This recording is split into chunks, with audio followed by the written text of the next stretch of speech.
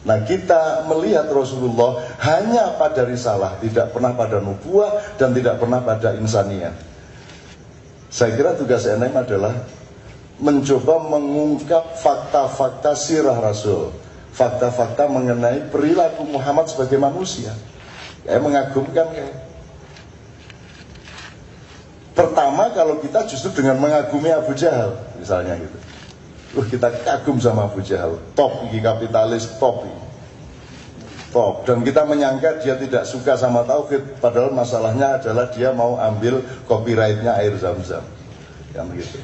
Jadi masalah kapitalisme ini cuma perebutan kilang minyak ini, bukan soal Irak itu punya senjata nuklir atau tidak.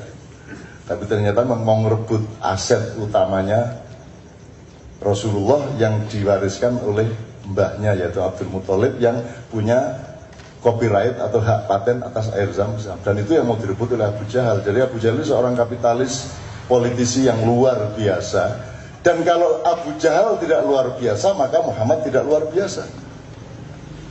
Karena Abu Jahal sangat luar biasa, bisa dikalahkan oleh Muhammad, maka Muhammad itu jauh lebih luar biasa daripada Abu Jahal, kan gitu. Lah nek kowe meng arep tanding nek Real Madrid tanding musuh Persebaya ngono ya ora hebat.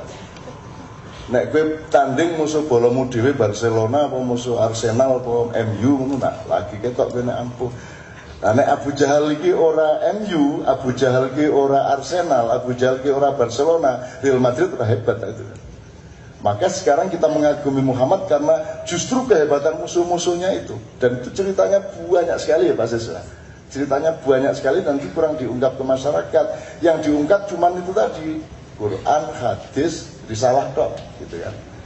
Padahal nikmat betul untuk mengagumi Rasulullah, untuk makanya selawatan itu bukan soal gimana-gimana itu. Terus pokoknya kangen dia caranya dan iso kaya wong biyen lah ning kono kan enak ana Kanjeng Nabi arep ora salat ora penak ana Kanjeng Nabi to. Jadi nek kowe saiki ora salat sok arep ketok sapa kowe. Kan gitu. Jadi kalau di sini Anda salatnya kurang rajin seperti orang di zaman Rasulullah ya wajar lah. Nek biyen kan arep salat ora salat yo ngono Kanjeng Nabi kan seneng terus dadi mesti salat nek iki kan ketok sapa kan gitu. Jadi ya alasan ben ora salat. Apa meneh Kanjeng Nabi salat umur 53 tahun lagi mulai salat itu. Jadi iki bocah-bocah sing umur 23, 24, ya aku sih duwe 30 tahun iki ora salat. Ada motor, ada edan. Ada mau exploiter ngono-ngono kuwi ya. Oke teman-teman sekalian,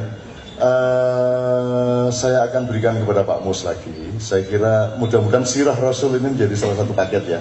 Pak Mus bisa melaporkan ke kita dan tolong jangan menuntut Pak Mus untuk bicara artikulatif dan tertata. Karena Allah tidak menghendaki seperti itu. Kalau Anda menyuruh seperti itu berarti Anda menentang Allah Subhanahu wa taala. Allah mentakdirkan mendogma Mustafa Yasin dengan keindahannya yang seperti itu. Dan karena itulah aku cinta kepada dia. Gitu. Ya. Ilmu adalah kekuatan kita, ya. Ilmu maupun knowledge, bukan hanya knowledge, science juga ya kira-kira ya. Maksudnya science juga. Kalau boleh, NM yang akan mengelaborasi bahwa di dalam Al-Quran yang namanya ilmu dan kekuatan itu oleh Allah disediakan fenomena yang lebih tinggi, lebih, kalau istilahnya Allah itu bisa membelah lapisan, menembus lapisan-lapisan langit dan bumi. Ya, tangfudhu min aqtaris samawati wal ard fangfudhu, katanya kepada jin dan manusia, la tangfuduna illa bisultan. Jadi mudah-mudahan NM, NU, Muhammadiyah dan apapun gerakan-gerakan untuk mudari tadi itu, mudah-mudahan oleh Allah dihadiahi sultan, kekuatan-kekuatan yang punya daya tembus, punya daya penetrasi, punya daya apa ya, pokoknya yang mudari rodombo lah, bismillah. Untuk itu bismillahirrahmanirrahim kita kembali doa terakhir kita kembali ke induknya doa. Induknya doa itu sebagaimana ibunya Al-Quran itu adalah Al-Fatihah. Dan tidak ada satu huruf pun dari surat-surat yang lain yang bisa keluar dari frame filosofi, nilai dan inspirasi Al-Fatihah Dan di dalam Al-Fatihah itu hanya ada satu kalimat pendek yang merupakan wacana utama bagaimana menciptakan doa, bagaimana berdoa, yaitu bunyi ihdinas siratal mustaqim. Itu pun ihdinas siratal mustaqim dipersyaratkan kita harus menyatakan pengakuan kita kepada Allah dulu 4 kali, kemudian menyatakan cinta 1 kali, kemudian mengikrarkan kesetiaan kita. Jadi pertama bismillahirrahmanirrahim, kita nyatakan bahwa Allah Maha Pengasih Penyayang. Kemudian alhamdulillahirrahmanirrahim, pernyataan lagi. Ar-Rahmanirrahim, penegasan pernyataan. Iyyaka na'budu wa iyyaka nasta'in, ya, ikrar kesetiaan kita kepada Allah. Baru setelah itu kita punya hak dalam tanda petik untuk memohon sesuatu, ihdinas siratal mustaqim. Mudah-mudahan malam hari ini kita sudah cukup memuji-muji Allah, sudah cukup menjunjung-junjung yang harus kita junjung, dan kita akhiri dengan ihdinas siratal mustaqim.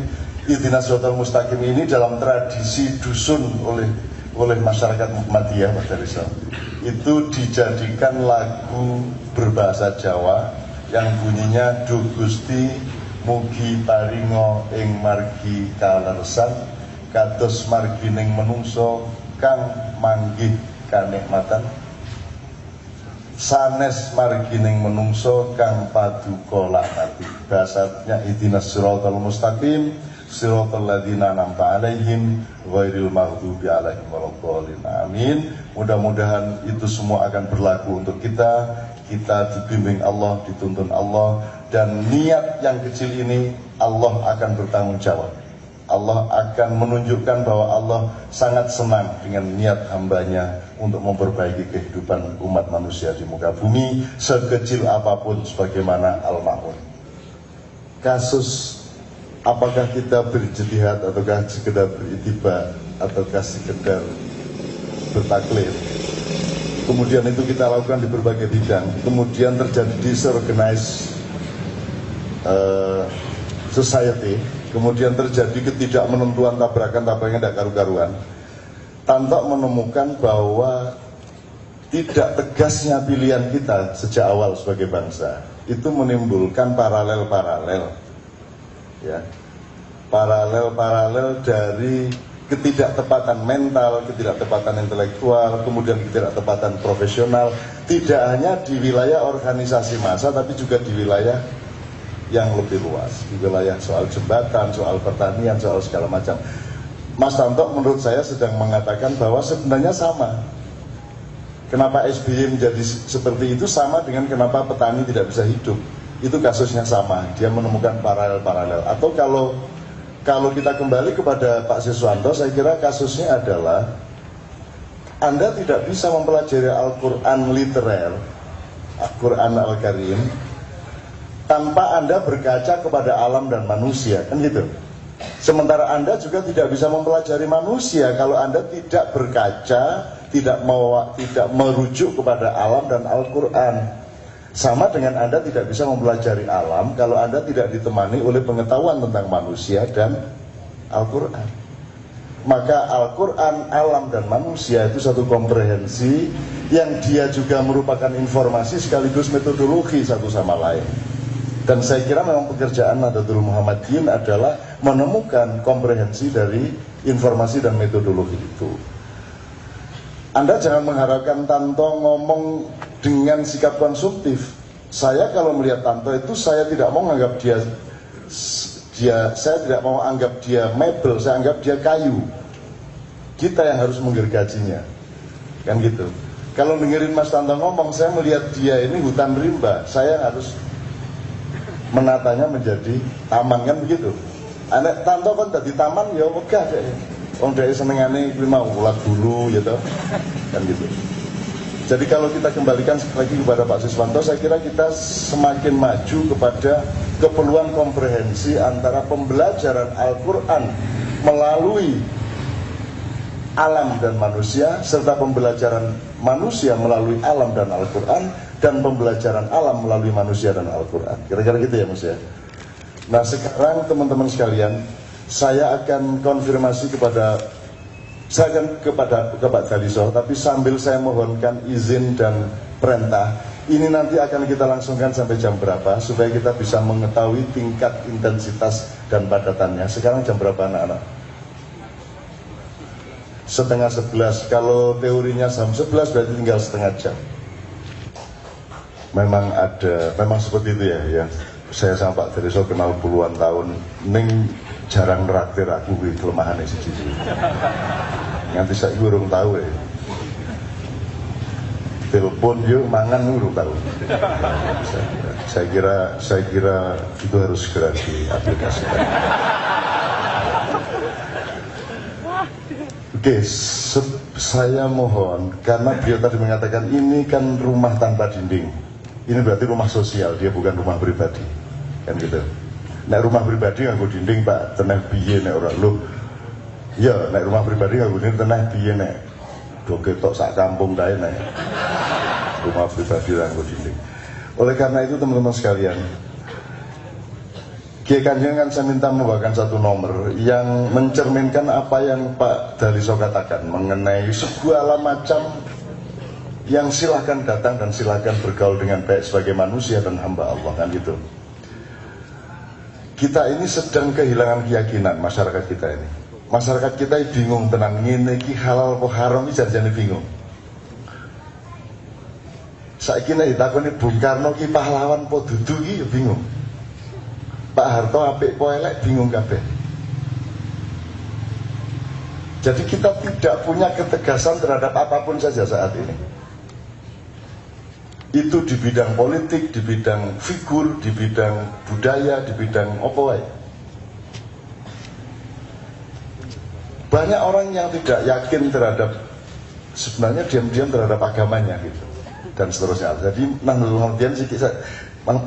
Muhammadiyin saya kira punya tugas untuk ngelediki mbaka sidik, menumbuhkan dan membangun kembali keyakinan orang terhadap sesuatu dari yang kecil-kecil. Saya kira beliau pengagum Kiai Haji Ahmad Dahlan dan selalu mengutip Al-Ma'un, dan Al-Ma'un itu tak doleki maknane, bener ora Pak Sisngi. Al-Ma'un itu artinya cilio kaya ngopo ning manfaat di Al-Ma'un. Jadi manfaat, nek disebut manfaat kecil ora cocok. Kuwi ora iso dijelaske dengan satu kata, kalau bahasa Jawa iki apa ya? Migunani ning gene ora ana cilike. Al-Ma'un itu sesuatu yang kecil tapi bermanfaat. Cili olah apa-apa lah kita nganggur manfaat. Saya kira itu Nahdlatul Muhammadiyin gitu, Al-Ma'un gitu. Dan saya kira Kiai Haji Ahmad Dahlan juga berangkat dari kerendahan hati seperti itu. Beliau dulu hanya seorang ketip. Ketip itu tukang donga ning masjid keraton.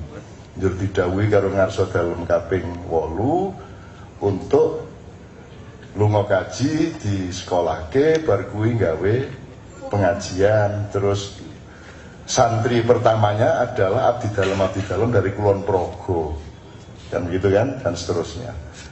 Saya kira itu juga satu sifat yang tanpa dinding tadi Pak ya, tanpa dinding tadi. Jadi kita ndak ngeklaim, tapi pokoknya kita coba bergaul, kita coba cari kebaikan.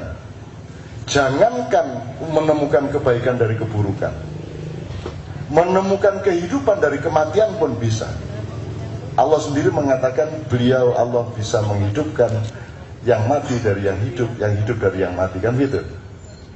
Jadi apa mana sekolah mengane Mas Tanto, aneh aku kan nyeramai jenengan bab apa sing diomongke Mas Tanto, tak kei 3 season.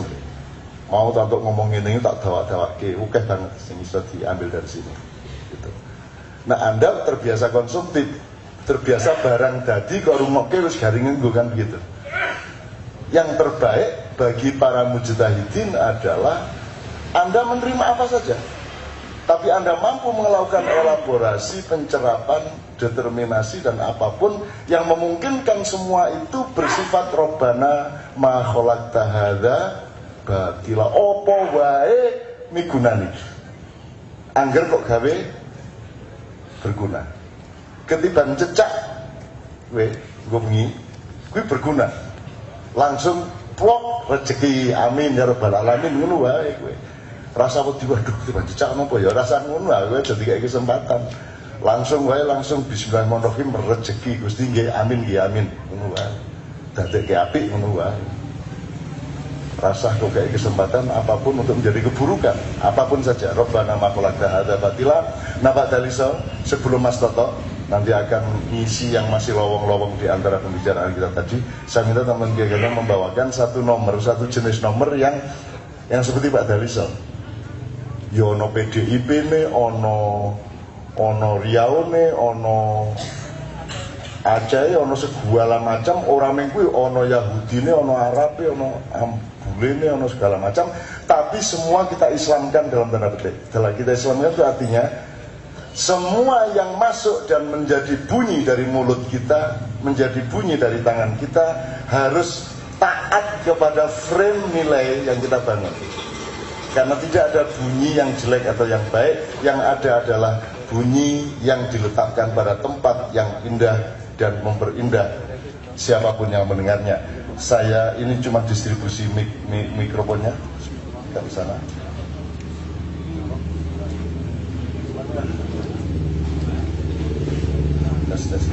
Bismillah, satu nomor dari teman-teman Kiai Kanjeng. Tolong Anda dengarkan baik-baik. Ini dibikin Kiai Kanjeng setelah keliling Belanda pada tahun 2008 ke 19 gereja, sinagog, dan masjid. Kemudian kita bikin deklarasi perdamaian dan kerjasama antar agama di seluruh negeri Belanda. Dan salah satu lagunya itu diajarkan oleh seorang pimpinan Yahudi internasional yang se-Eropa dia memimpin, yaitu Rabbi Abraham Sudendorf, yang sudah pasti kita bawakan tidak dengan kata dan kalimat teologi Yahudi, sama dengan kita bawakan Sholatullah Salamullah dengan lagu Silent Night Holy Night, kenapa toh? Gitu. Ya, jadi bunyinya ada bunyi macam-macam, tapi bahkan ada bunyi gereja.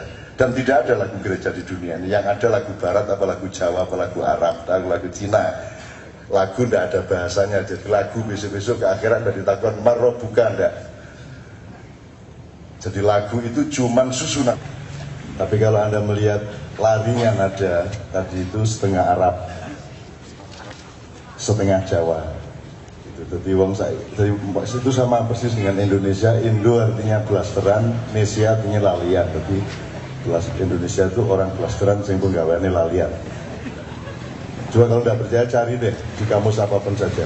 Bismillahirrahmanirrahim. Saya minta vokalis agak mundur sedikit. Saya mohon kepada Pak Mustafa untuk kembali maju, Bapak Daliso, Pak Marzuki, sama teman-teman inti NM, Pak Siswanto untuk maju ke depan. Kembali ke sini. Bismillah, supaya kita bisa mengambil pelajaran benar. Sambil menunggu, Pak Tanto, saya minta untuk maju, Mas Toto, saya mohon untuk maju sambil menunggu mereka. Sesungguhnya teman-teman sekalian, semangatnya NM itu semangat ijtihad, tapi mereka sangat tawadhu dan sangat berendah hati. Mereka tidak mau pakai bendera ijtihad. Aslinya majelis ilmu, aslinya sebenarnya adalah laboratorium ijtihad, tapi mereka memilih majelis ilmu saja, kundak keduren. Sebab kalau diturutin teman-teman sekalian, sesungguhnya kalau kerjaan Muhammadiyah kan nomor satu ijtihad dari dulu. Setahu saya di pelajaran ke Muhammadiyah sejak saya SMP itu juga sangat menekankan pentingnya ijtihad. NO sesungguhnya NO seperti seolah-olah tidak pernah mengumumkan tradisi ijtihadnya. Mereka lebih berwajah mujahadah dari kata yang sama ya. Jadi kalau ijtihad itu jihad intelektual, kalau mujahadah jihad spiritual, kira-kira begitu. Terus akhirnya mujahadah ya orang kabul-kabul, jur ijtihad ya orang melaku-melaku, akhirnya campur saja ijtihad karo mujahadah. Sesungguhnya NO itu bukan Nahdlatul Ummah, tetapi Nahdlatul Ulama. Jadi sesungguhnya dia adalah satu ikatan antar para ulama. Jadi dia pada dasarnya aslinya bukan ormas. Dia adalah ikatan para ulama Nahdlatul, ikatan ya Pak sesuatu ya. Jur rokok tali jagat kae. Sing yo tali yo ana bumi ditaleni, pokoke senengane naleni nek ora bumi srengenge gitu. Tetapi kemudian karena setiap kiai itu punya umat, akhirnya umatnya menyebut dirinya Nahdliyin. Tapi ini juga tidak menjadi concern kita. Artinya kita senang-senang saja. NU mau kemana, mudah-mudahan Allah memberi berkah dan ridho. Muhammadiyah mau kemana, Allah memberi berkah dan ridho. Dan Nahdlatul Muhammadiyah harus suportif terhadap keduanya. Tidak boleh menjadi kompetitor. Tidak boleh menjadi sesuatu yang mengganggu NU ataupun Muhammadiyah. Cuman ngewangi mikir sidik-sidik saiso-isone. Pertama-tama mungkin 1-2 tahun mungkin ya masalah-masalah yang kecil-kecil di masyarakat saja. Meskipun kalau diteruskan itu bisa sampai ke masalah kenegaraan. Wis negara iki arep diijtihadi apa arep diitibai apa arep diadoptivi. Kan gitu. Sebab kene iki wis kadung gawe negara adoptif, tidak dan bukan negara adaptatif. Bahkan bukan apalagi negara ijtihad atau negara kreatif. Wis kadung. Nah itu akan kita sikapi bagaimana. Kita tidak membebani NM untuk sampai ke tingkat itu, tapi mudah-mudahan NM punya tradisi untuk terus-menerus ngili-ngili masyarakat dan mengingatkan kita semuanya. Bismillahirrahmanirrahim. Mas Toto, Mas Tanto, waktu maju sini Mas. Biasa ya ora kelakon neng pokoknya ngeyel terus, betul enggak? Ngeyel terus, optimis, husnudzon terus, ya Allah, husnudzon. Gitu. Perkara nganti modar kayak ora capek. Iya nih jan, lek kudu ngosting amati kaya Madura kae lho. Wis. Bare untuk iwak oke banget Jerman nomai diobong karo Gusti Allah Jerman kerek nang Gusti Allah Tuhan. Kenapa masalah di laut di bawah-bawah di darat? Allah Akbar. Oke teman sekalian. Mas Toto ini pengagum Muhammad. Luar biasa. Dia pengagum Muhammad yang kita sebut Rasulullah SAW. Tapi Toto mengambilnya dari sisi Muhammad sebagai manusia. Kayak wong ampuh tenang. Sehingga ketika Mas Toto bareng Kanjeng umroh, itu Mas Toto ini yang benar-benar setiap hari mendata hal-hal yang menyangkut Piagam Madinah. Dan saya kira dia salah satu expert Piagam Madinah di Indonesia. Ulama-ulama saja kurang banyak berminat terhadap Piagam Madinah. Padahal kita sudah terlanjur disuruh Cak Nur bikin masyarakat madani.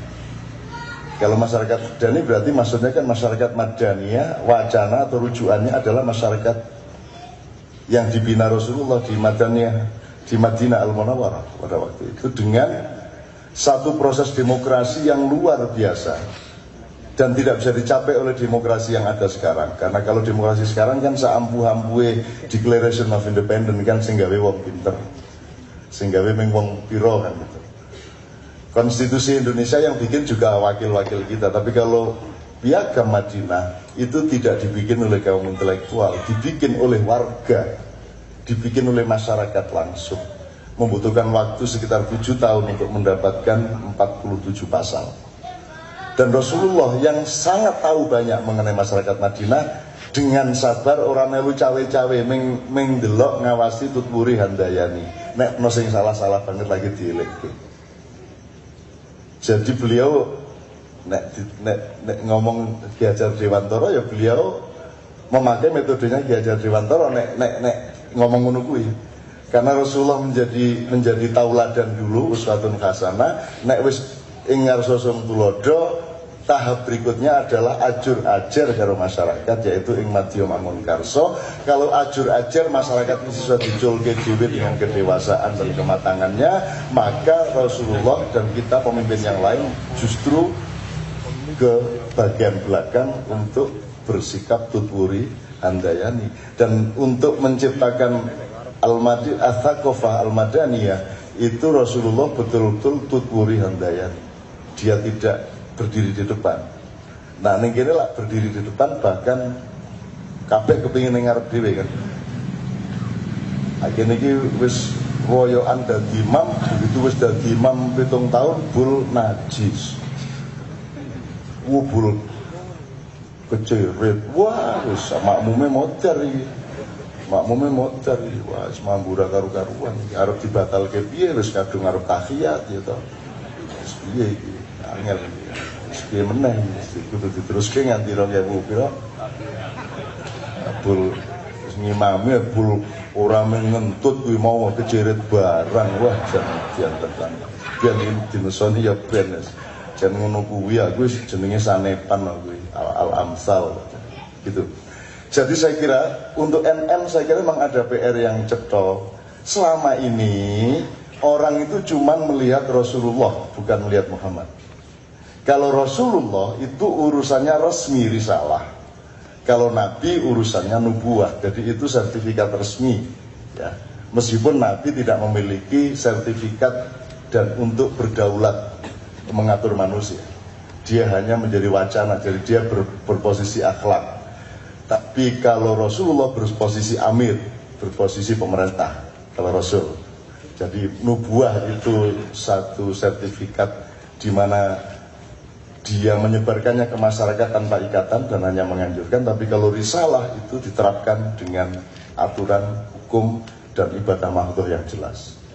Bismillahirrahmanirrahim. Mari kita bersama-sama duh Gusti mugi paringo ing margi kaleresan. Setelah itu kita akhiri.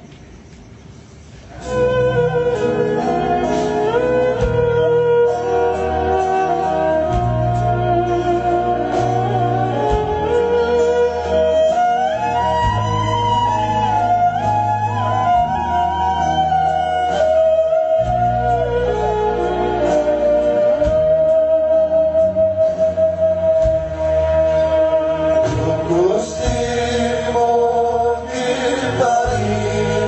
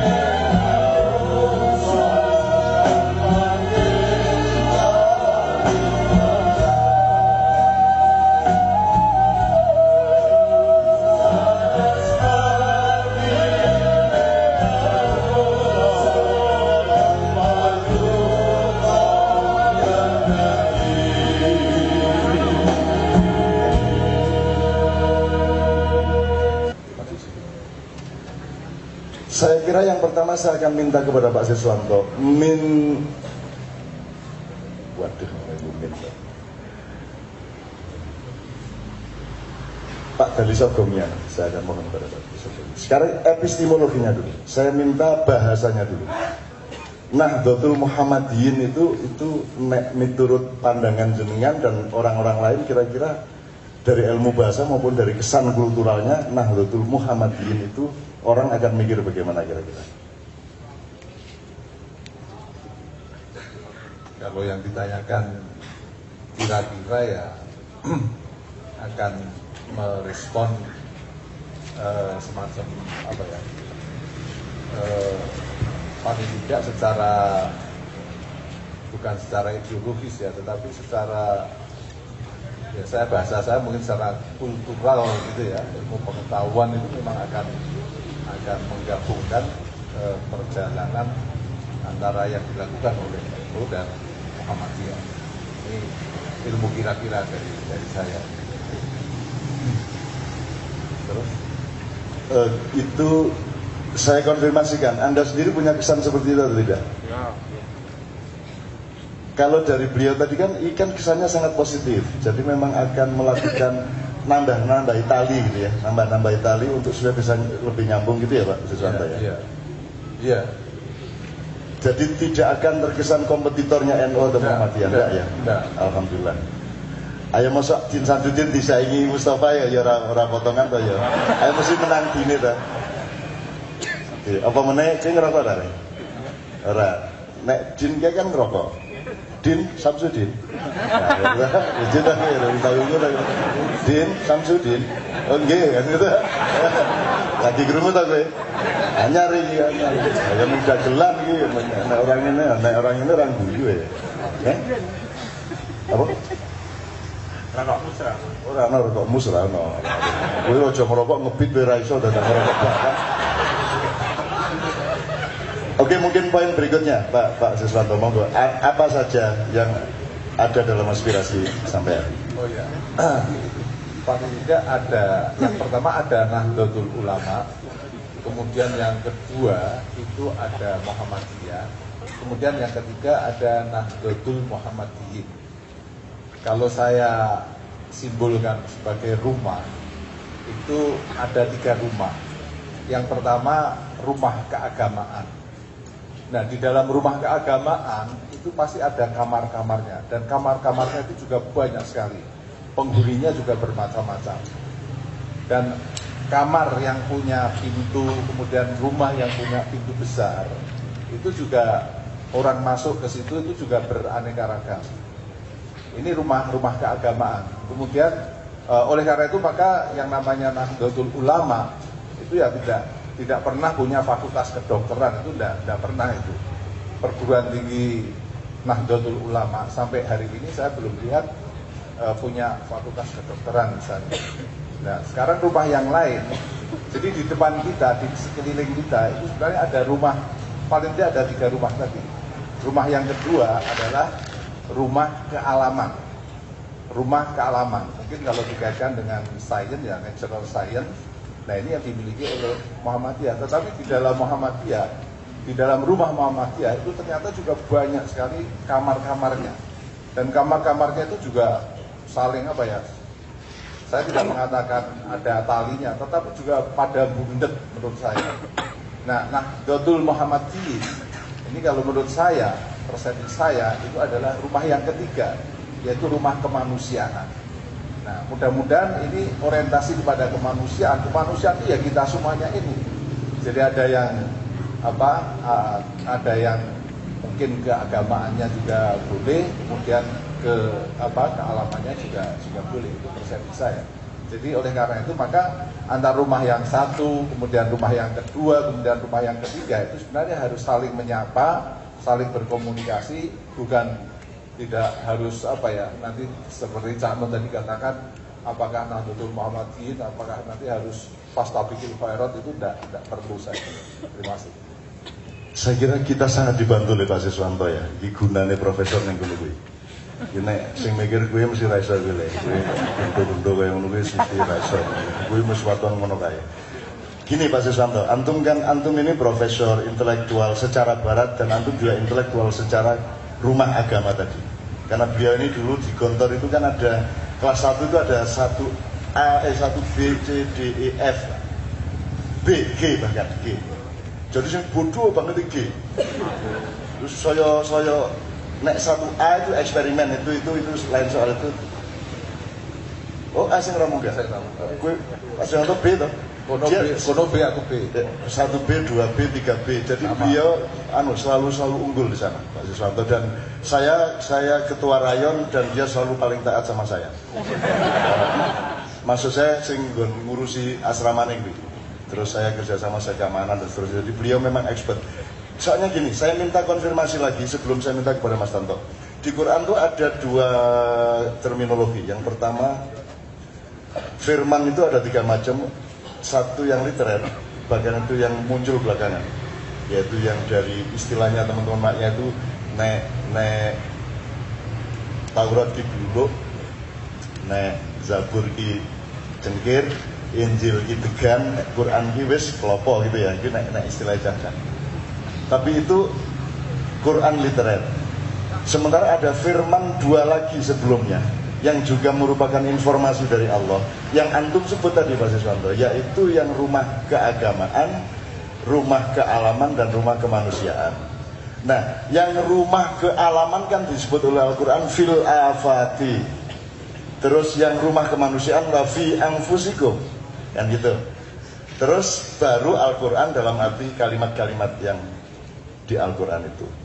Itu terminologi yang pertama. Jadi kalau saya kembalikan omongan Pak Siswanto ke 3 macam firman Allah tadi itu, bahagia betul malam hari ini bahwa Pak Mustafa, Pak Marzuki, Pak Dariso betul-betul mengisi dan membangun rumah yang selama ini belum terbangun, yaitu rumah kemanusiaan atau fi anfusikum di Al-Quran gitu. Terus ada lagi terminologi tentang ulil albab, ulil absor, sama ulil nuha.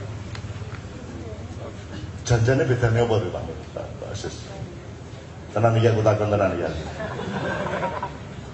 Wah, aku dhewe ora paham.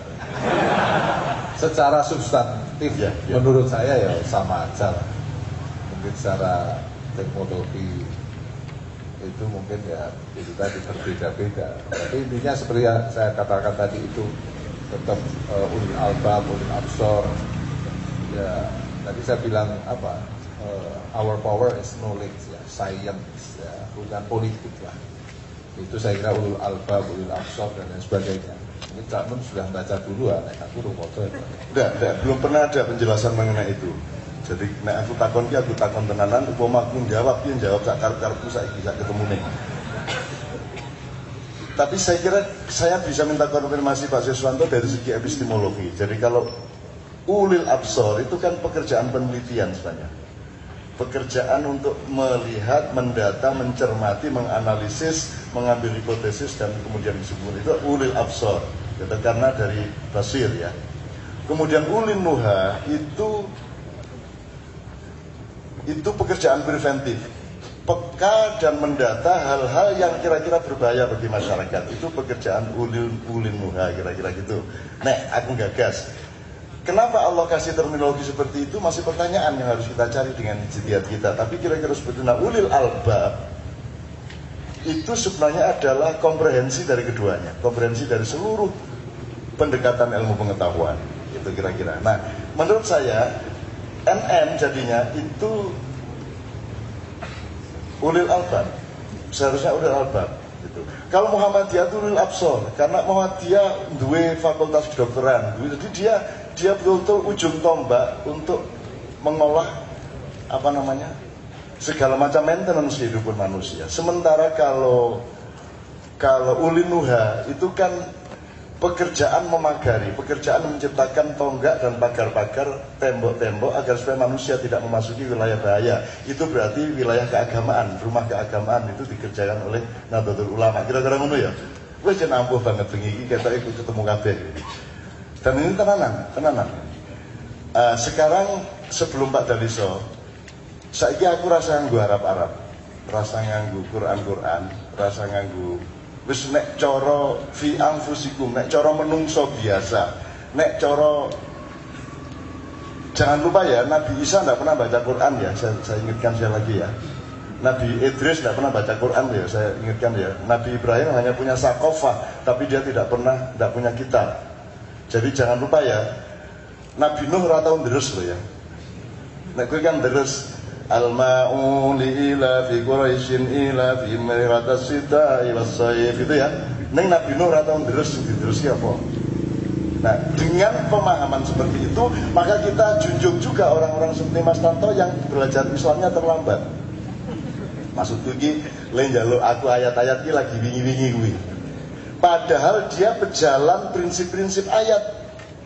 Padahal dia seorang kreator, dia seorang pencinta masyarakat, seorang pencinta dan punya umat di 5 gunung dan lain sebagainya. Yang menurut saya dia sangat menjalankan fil afaqi wa fi anfusikum meskipun tidak berangkat dari frame-frame Qur'aniyah gitu. Jadi Mas Tanto nek jenengan mirsani, mereview dan ngerasake apa yang terjadi dengan langsing Nahdlatul Muhammadiyyin sak piturute wong jenengan cedak karo NU daripada Jamaah Muhammadiyah. Ini cedak sama Gus Yusuf ya, cedak sama pesantren di Magelang di Tegalrejo, maka saya kira sesungguhnya dia juga seorang syekh yang oleh Allah disamarkan sehingga dibikin Allah tidak begitu fasih berbahasa Arab supaya orang tidak mengetahui bahwa aslinya dia seorang syekh besar. Itu cara Allah menyembunyikan hambanya dan kekasihnya. Kadang ada yang dijadikan gelandangan, ada yang dijadikan pengemis, ada yang dijadikan macam-macam supaya orang tidak ngonangi, supaya Allah bercinta dengannya secara merdeka. Dan ada yang disamarkan menjadi seorang Tanto yang dipasang oleh Allah untuk menjaga Candi Mendut dan Borobudur.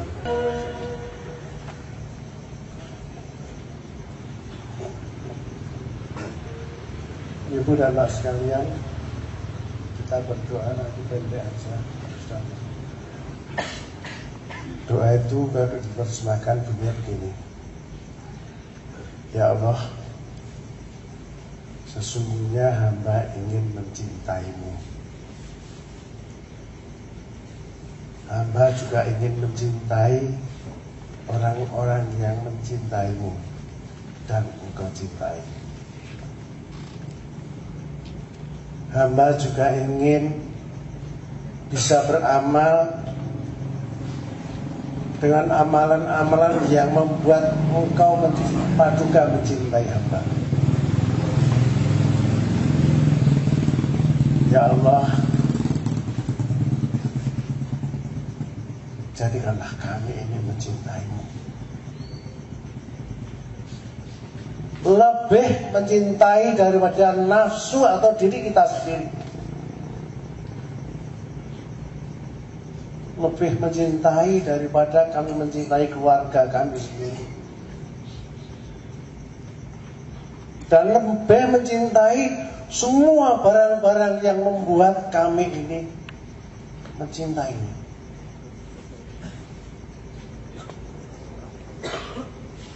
Kita mohon pada Allah.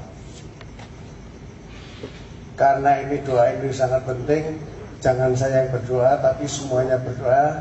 Saya tuntun sampai nirok nih. Setuju gak nih? Doanya begini bahasa Arabnya. Saya bacakan dulu sebentar. Bismillahirrahmanirrahim. Allahumma inna nas'aluka hubbaka wa hubba man yuhibbuka wal amal alladhi yubalighuni hubba. Allahumma ja'al hubbak ahabbu ilayya min nafsi wa min ahli wa minal ma'il barid.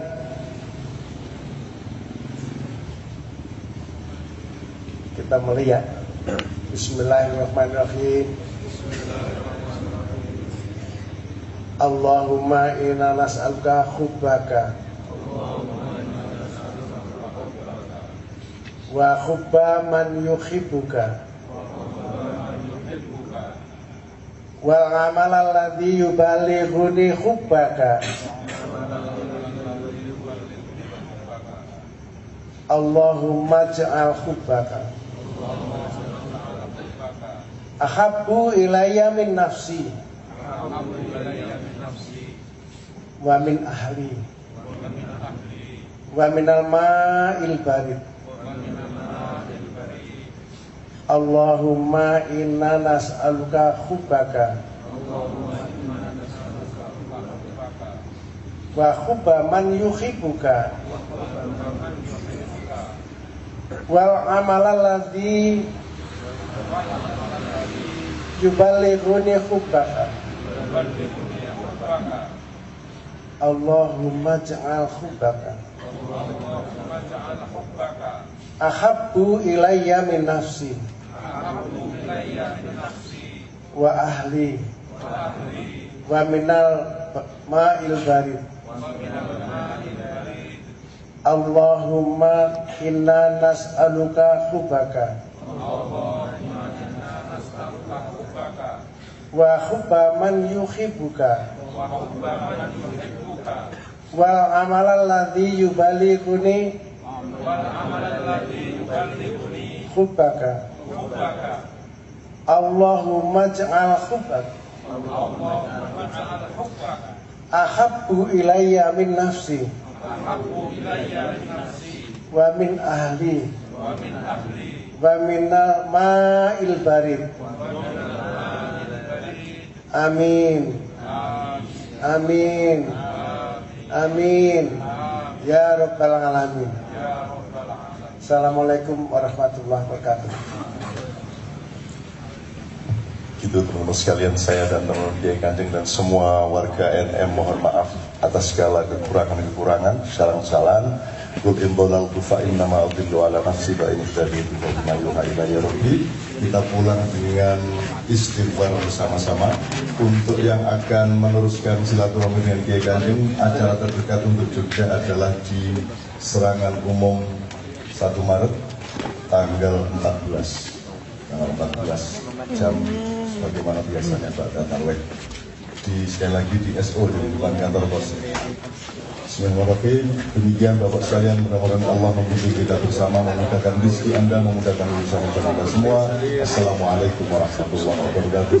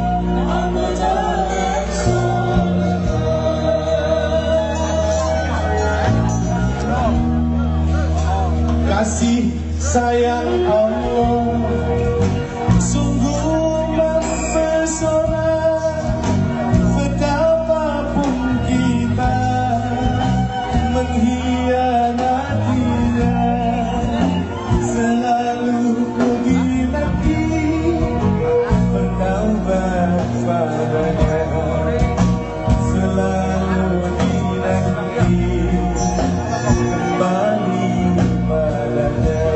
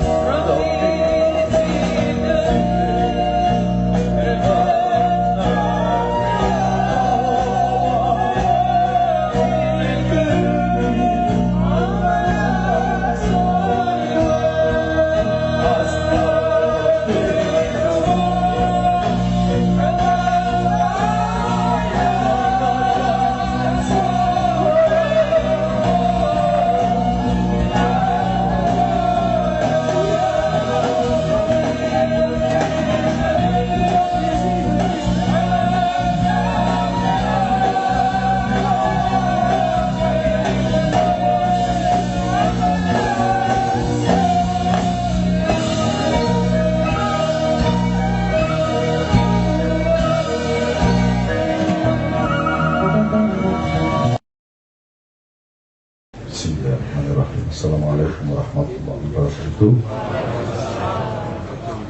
Teman-teman sekalian, sebenarnya sudah berbulan-bulan saya itu menginginkan dan merasa sudah sampai pada tahap di mana anda jamaah ma'iyah semua tempat sudah harus tanding-tandingan secara langit dan bumi. Artinya sudah akan saya ajak anda untuk menapaki gerbang langit. Tapi sampai sekarang setelah sekian kali itu tetap saja pada momentumnya, pada detiknya di mana saya akan ajak kita semua untuk depan ya. Gusti Allah ono ya, ono tenang ya.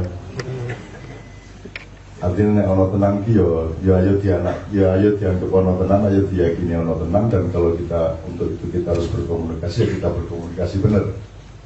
Anda sudah belajar mengenai Allah sebagai engkau, Allah sebagai dia, Allah sebagai aku dalam tanda petik, dan seterusnya Anda sudah belajar lama.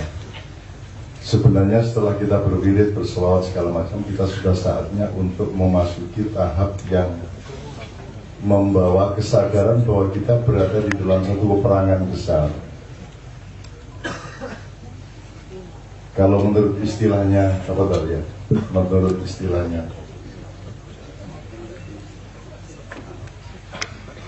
istilahnya Mas Toto, sekarang itu kan golongan uang melawan golongan nilai. Kalau menurut Kiai Nur PKI, ada Kiai Nur Muhammad ini Nur PKI. Nama aslinya Semaun Toto Raharjo.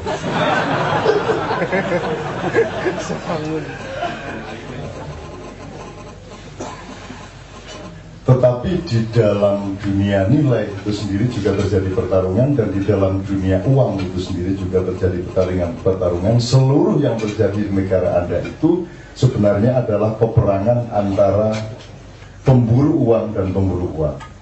Apa itu kasus Antasari, apa itu SBY berperilaku kayak apapun, Hatta Rajasa ini itu, Ical begini begitu, Sri Mulyani begini begitu, itu semua adalah pertarungan di antara orang-orang yang memburu uang dan mempertahankan uang. Alatnya adalah politik dan kekuasaan. Itu juga terjadi pertarungan, sementara di dalam dunia nilai sendiri ada juga pertarungan. Yang paling sukar adalah untuk mengidentifikasi yang mana yang sebenarnya substansinya nilai, yang mana yang sebenarnya substansinya uang. Kalau saya ngomong sama Anda, NII itu urusan nilai apa urusan uang? Anda jawabnya gimana? Uang. FPI itu urusan nilai atau uang? Uang. Islam liberal itu urusan nilai atau uang? Nah, itu monggo, itu harus kita investigasi benar-benar dengan pendataan. Seluruh pilkada, pemilu, pilpres itu berapa persen urusan nilai dan berapa persen urusan uang? Pilkada itu berapa persen urusan nilai atau gini lagi, urusan nilai apa uang? Serakukan cangkem ya tau iki cangkemmu wis tas-tas bisa. Ambok sing jawab silitmu itu jawabnya pang. Kata yang menunggu itu. Nah iya sak silit-silitnya sebentar jatuh. Asil tuh kalamun. Wakala musilti yakhruju minal apa gitu? Oh iya kopi luwak gitu. Kopi luwak yakhruju minas siltil hasad. Siltil luwak. Iya. Nah, Vicky ya putus ke silet kata orang lain nganti yang lebih lahirnya orang ngarep nggak begini gitu.